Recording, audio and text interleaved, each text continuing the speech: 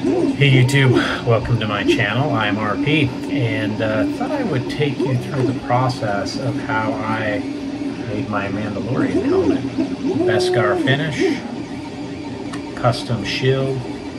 Might even take you through how I made these gauntlets with some electronics. Stick around and find out.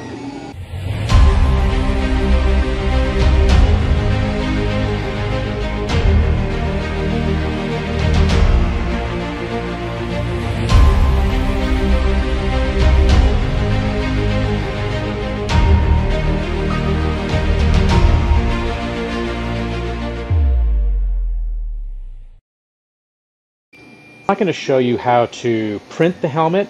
I'm just going to show you the position that it was on my Creality CR10S, and it came out super smooth, very little supports, and the finish was perfect for sanding. If you want to check out how to prep for sanding, go look at my other video.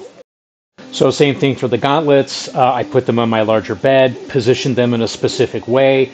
I will post the link down below for my video on how to smooth prints and get them ready for paint.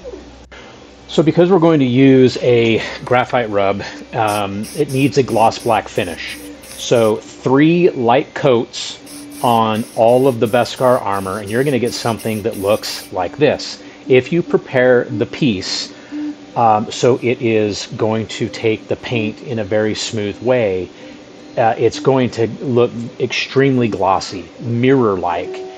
The gauntlets turned out absolutely incredible. I'm really happy with how they were super smooth.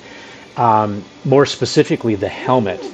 I mean, the reflection on this is just gloss black.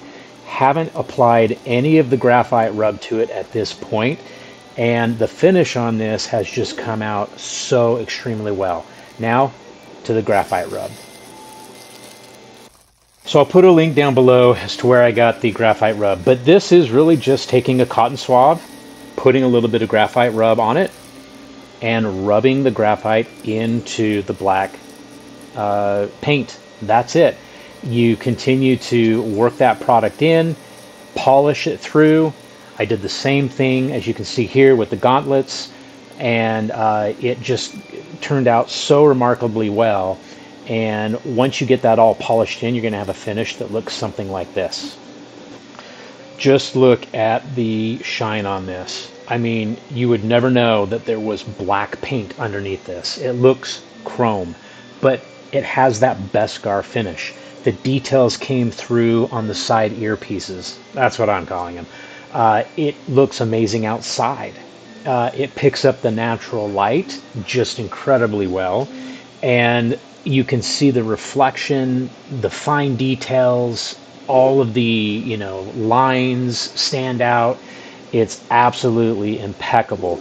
I clear coated this with some 2K gloss clear coat on both the helmet and the gauntlets. You can see these inside. They look phenomenal, and they're protected, and so they don't get scratched and dinged.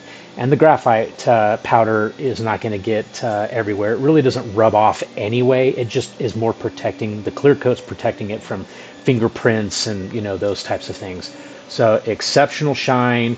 The 2K clear, I'll post a link down on where I got that. It works perfect with graphite rub as well.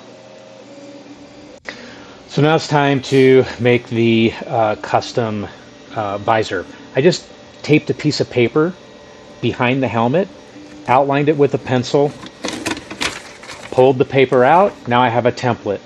Draw some fatter lines on the side of your template and then cut along those lines.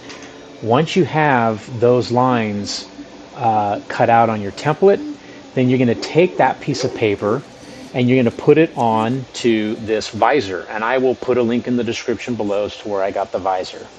And you simply just take a pair of scissors. There's a protective film that's wrapped around the front and back side of this plastic visor. But once this is cut out, you can remove the film. It's pretty easy, and there it is. You take some CA glue with some accelerator, and simply just glue the visor down inside of the helmet right there. And once you have that glued, there you go. Helmet complete. Looks amazing, shines amazing. The Beskar shine looks amazing. I'm just really happy with this. So helmet looks fantastic. Let's now move on to some of the electronics in the gauntlet. So in the gauntlet, I found this, what's called Mandoputer online. Used a little bit of EVA craft foam, cut some pieces out. Get your gauntlet, look inside of it.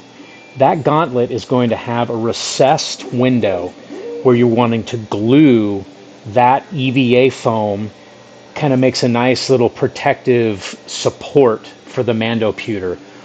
Once you get that dry fitted and it looks like it's going to be the right fit, your gauntlet might be bigger or smaller than mine. You'll just have to measure it to the size that you need it. You can see that it lines up really nice there. It makes a nice clean definition.